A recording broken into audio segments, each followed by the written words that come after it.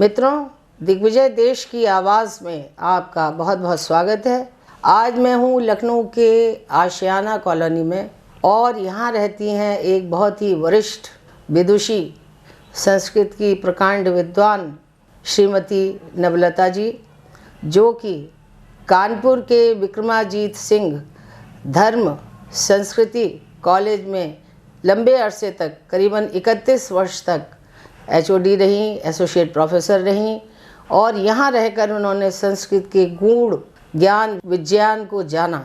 और अभी हाल ही में जो कोरोना काल में सांसों के लिए, ऑक्सीजन के लिए और वायरस के लिए, डिस्टेंसिंग के लिए इतनी हाय हाय हुई है, तो अभी उनसे बातचीत हो रही थी। उन्होंने बताया कि ये सब चीज़ों का उपाय हमारे वेदों में, हमारी वेद की ऋचाओं में, हमारे जो संस्कृत है उसमें हमारे पास सारा विज्ञान मौजूद है कि जिससे हम अपनी रक्षा कर सकते हैं। उनका पर्यावरण में भी बहुत काम है। करीबन 2 दर्जन से अधिक पुस्तकें वो कविताओं की गद्य पद्य सब लिख चुकी हैं और लेखन का कार्य सतत जारी है। उम्र की कोई छाया उनके ऊपर नहीं है। महादेवी वर्मा से किसी तरह से वो कम नहीं दिखती हैं। दीदी, आपका बहुत बहुत स्वागत है हमारे चैनल में। आपका स्वागत तो मैं लखनऊ में कर रही हूँ और बड़ी प्रसन्नता है कि आज आप लखनऊ में हैं और वो भी मेरे आवास पर, मेरी गरीब खाने पर, कुटिया पर। तो पहले आपका स्वागत है। मैं आपको बता दूँ, मैं कानपुर में विक्रमाजीत सिंह सनातन धर्म कॉलेज में थी। उसके पहले लखनऊ में थी, हरदोई में रही, संस्कृत की अध्यापिका रही जी। और संस्कृत मेरा स्वप्न है, मेरा पैशन जिसको कहेंगे जी। संस्कृत मेरा पैशन है और उसका भी एक कारण है जी। क्योंकि संस्कृत हमारी जीवन धारा है जी। कम से कम भारतीयों के लिए तो है ही, बल्कि विश्व के लिए है जी। जैसा कि अभी आपने बताया कि हमारे वैदिक साहित्य में, बल्कि पूरे संस्कृत साहित्य में जी। जो हमारे धर्म, अर्थ, काम और मोक्ष 4 पुरुषार्थ बतलाए गए हैं जी। तो उन 4 पुरुषार्थों का एक पूरा जो संतुलित रूप है वही हमारी पूरी जीवन शैली को वो बताता है और मार्गदर्शन करता है कि हम कैसे जीवन यापन करें। अभी जो कोरोना काल की बात आपने कही, जो कि अभी समाप्ति नहीं है। हाँ, समाप्त नहीं और पता नहीं चल ही रहा है। चल ही रहा है। कोरोना क्या है? एक वायरस है, मतलब विषाणु है और उस विषाणु का प्रभाव हम लोगों के जीवन पर, पूरे विश्व के जीवन पर जो पड़ा हुआ है, जिसके लिए बार बार की वो 2 गज की दूरी, मास्क है जरूरी, इत्यादि इत्यादि ये सब उद्घोष किए जा रहे हैं। सोशल डिस्टेंसिंग मेंटेन करें और छुआछूत का ध्यान रखें, चप्पल, जूते और इस तरह की चीजें ना पहन के जाएं।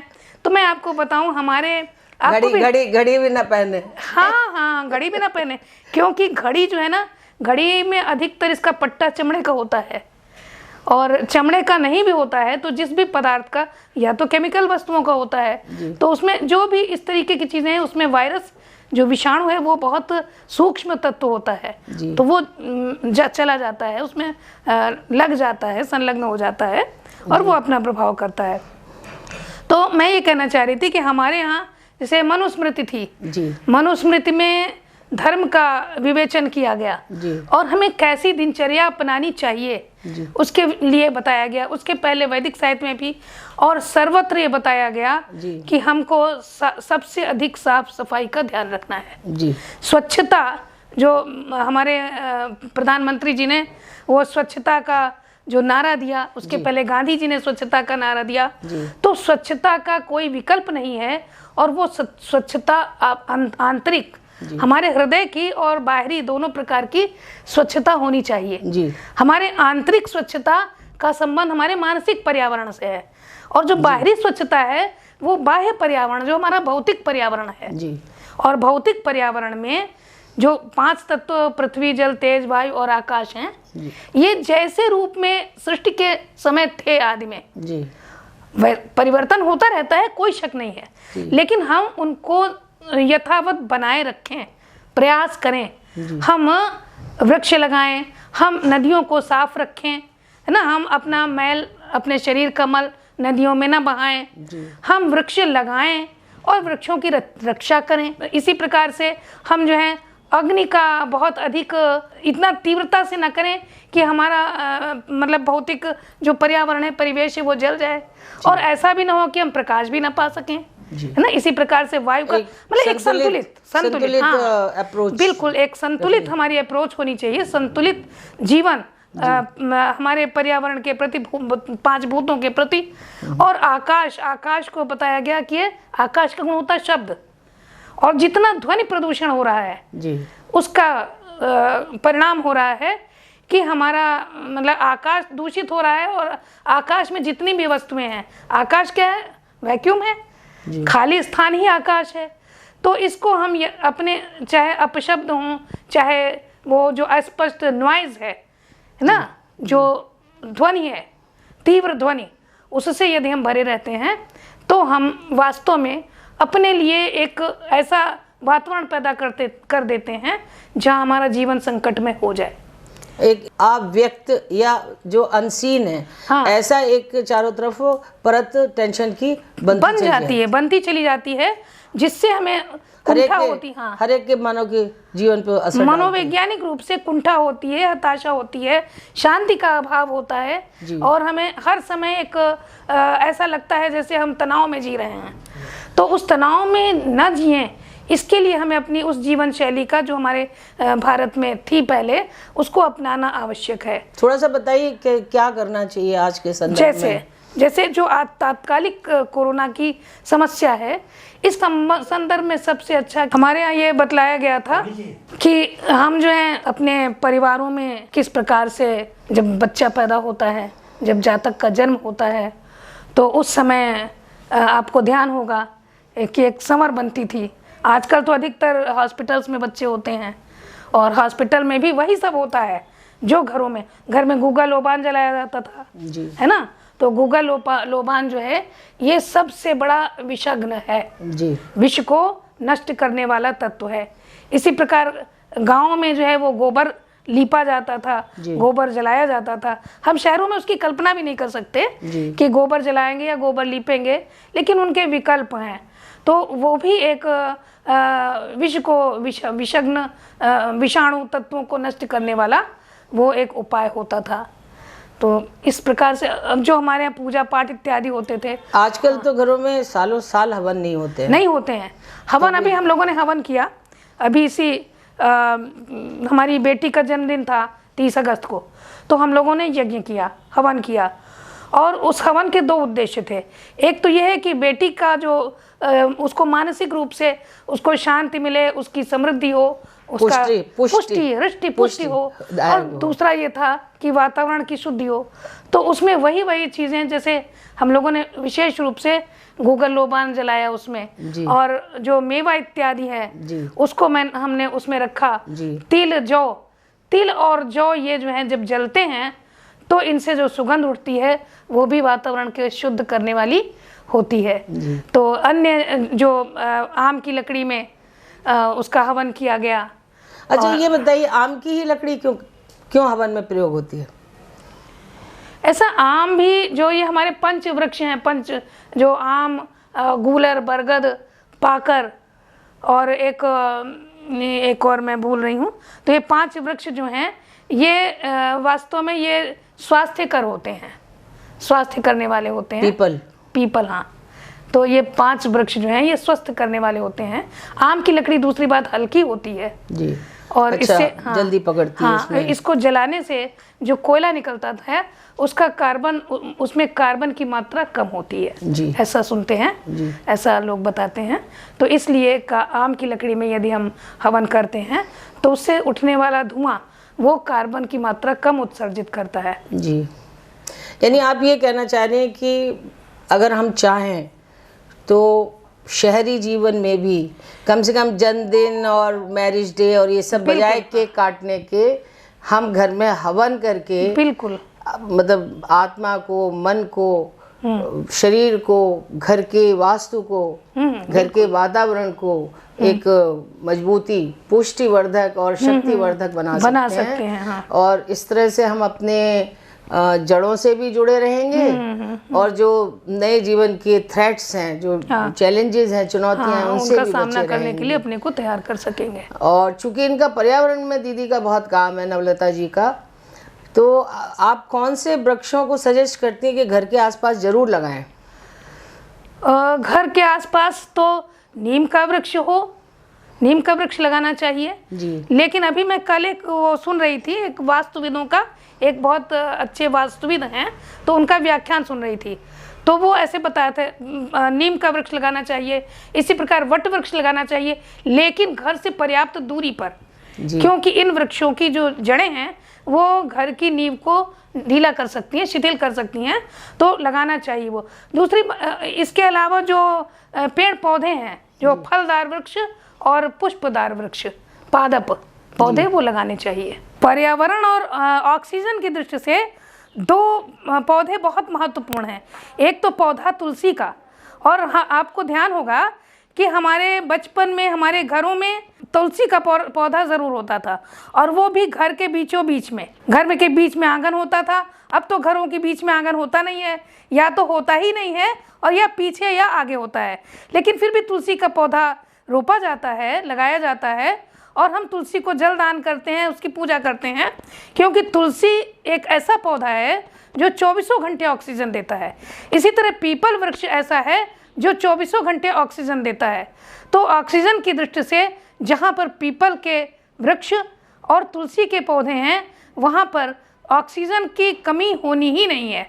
तो इसीलिए हम लोगों के धर्म में ये बताया गया कि आप तुलसी को नित्य जल दें, पीपल को जल दें।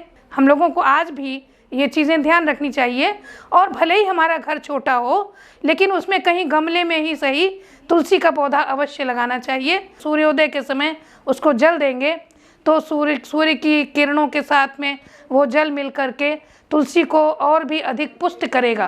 तो छायादार अभी एक चीज़ बताइए कि अभी जो नया ट्रेंड है, आप प्रोफेसर रही हैं, क्या बच्चों में संस्कृत के लिए रुझान है, बढ़ रहा है, या अभी कम ही है, या क्या स्थिति आज की, या गवर्नमेंट इसको बढ़ावा अलग से, मतलब गवर्नमेंट के द्वारा आप लोग चाहते हैं कि इसे बढ़ावा मिले, यानी क्या आज की करंट पोजीशन क्या है? ये जो है ना, ये बड़ा यक्ष प्रश्न है ना, जिसका उत्तर है भी और नहीं भी है। क्योंकि सरकार एक और तो बढ़ावा दे रही है निश्चित रूप से कि संस्कृत की आवश्यकता है।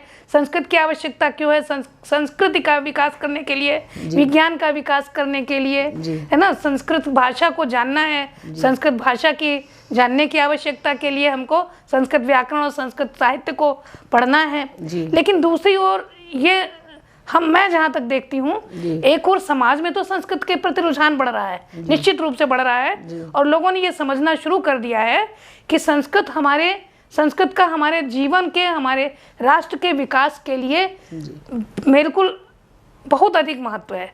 लेकिन दूसरी ओर जो मध्यम श्रेणी का परिवार है, मध्यम श्रेणी का समाज और निम्न मध्यम श्रेणी का समाज, वो अभी भी अंग्रेजियत के रंग में इतना डूबा है कि उसको संस्कृत में कोई चीज समझ में नहीं आती। उसको ये लगता है संस्कृत तो पंडितों की भाषा है, और वो सोचते हैं कि केवल कर्म कांड ही संस्कृत है, उसके अतिरिक्त कुछ नहीं है। लोग कहते हैं कि संस्कृत पढ़ के हम पंडित हो जाएंगे, संस्कृत पढ़ के हमको कोई कर्मकांड करना है, लेकिन ऐसा नहीं है। संस्कृत पढ़ के वास्तव में हमको जीवन की दिशा मिलती है, और छात्रों में संस्कृत के प्रति रुचि जागृत करनी होगी।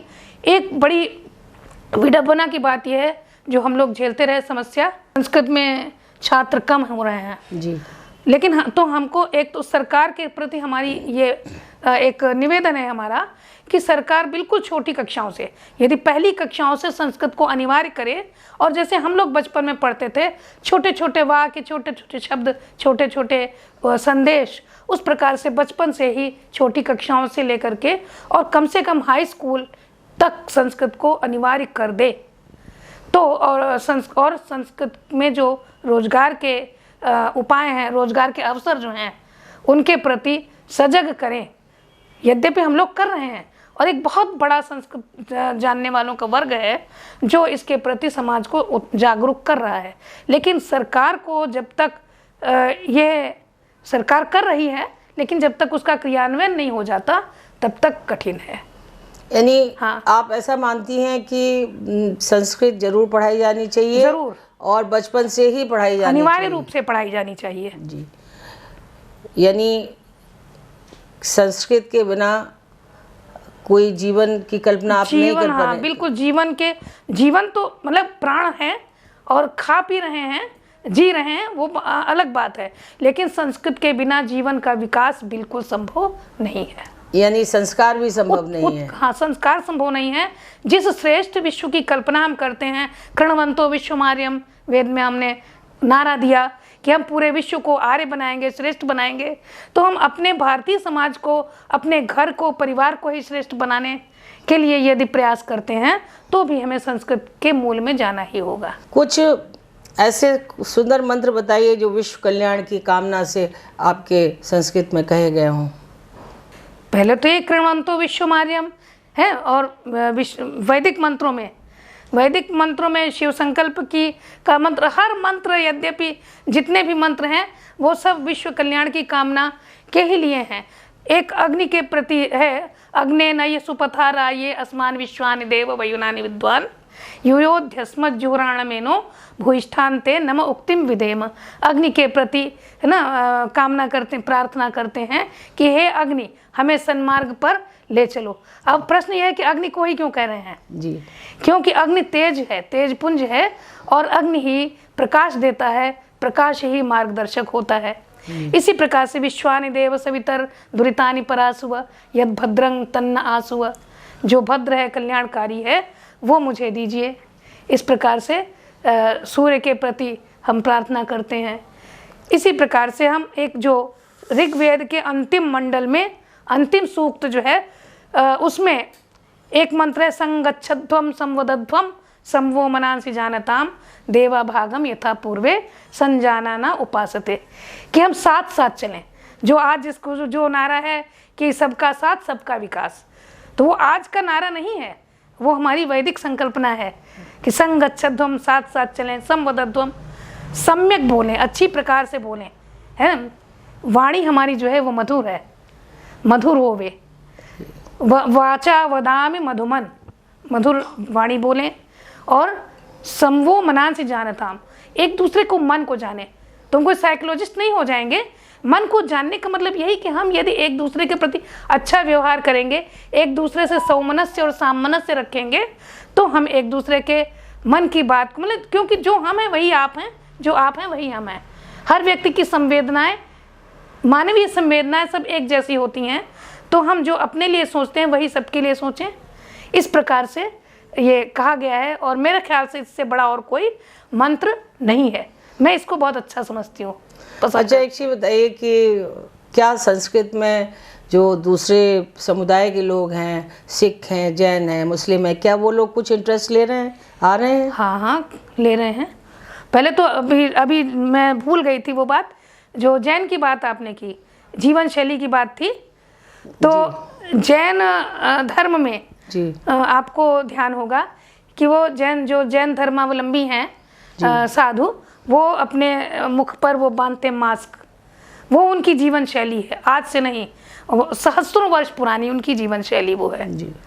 तो वो एक वही जो हम आज मास्क लगाते हैं इसलिए कि हाँ, उनका क्या कॉन्सेप्ट है, उनकी ये संकल्पना है कि हम उसके द्वारा किसी जीवाणु को न मारें, कोई जीवाणु हमारे मुख में न चला जाए और वो न मर जाए।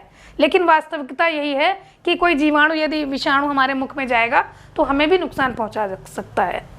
तो ना हम किसी दूसरे को नुकसान पहुंचाएं, ना कोई हमें। इसी प्रकार सिखों की बात है तो सिख गुरु भी जो हुए हैं, उन्होंने जो हमारा गुरु ग्रंथ साहब है उसकी भी आधारशिला संस्कृत ही है। और मुस्लिमों की बात तो मुस्लिम वर्ग में तो बहुत सारे संस्कृत जानने वाले हैं। अभी एक विश्व संस्कृत प्रतिष्ठानम है, वैश्विक संगठन है। पंडित गुलाम दस्तगीर जो इसी कोरोना में उनका अवसान हो गया, वे उसके मतलब जो अंतर्राष्ट्रीय उपाध्यक्ष थे, उसके अंतर्राष्ट्रीय अध्यक्ष वो परंपरा से काशी है। क्या नाम था? पंडित गुलाम दस्तगीर। पंडित गुलाम दस्तगीर, मुंबई में उनका आवास था। और पंडित गुलाम दस्तगीर के घर की मातृभाषा संस्कृत सब बच्चों की थी। उन्होंने अपनी पुत्री के विवाह में संस्कृत में निमंत्रण पत्र छपवाया था और वो एक मतलब संस्कृत के परम भक्त थे। इसी प्रकार लखनऊ में अपने मलिहाबाद जो हमारे आम का क्षेत्र है, जो दशहरी आमों का क्षेत्र, यहाँ एक पंडित सैयद हुसैन शास्त्री, और वो वेदपाठी सैयद कहलाते थे। वो 5 वक्त नमाज पढ़ते थे और उसके साथ में वो वेद पाठ करते थे। कितने नाटक उनको रटे थे जबानी। उनके साथ हमें भी नाटक में अभिनय करने का अवसर मिला। वेणी संहार नाटक है, तो उसको खेलने का, अभिनय करने का उसमें अवसर मिला। तो ऐसी जाने कितने मुस्लिम लोगों की परंपरा है जो संस्कृत के में जिनकी रुचि ही नहीं बल्कि विद्वान है, परम विद्वान है। Okay, thank you. मित्रों, ये हैं श्रीमती नवलता, जो कि बहुत ही वरिष्ठ है और संस्कृत में आपने देखा, इन्होंने बताया कि संस्कृत संस्कार के लिए भी, संस्कृति के लिए भी और जीवन शैली, यानी हमें पीछे जाना ही होगा। हमें अपने धर्म ग्रंथों का जो मार्गदर्शन है उसे लेना ही होगा।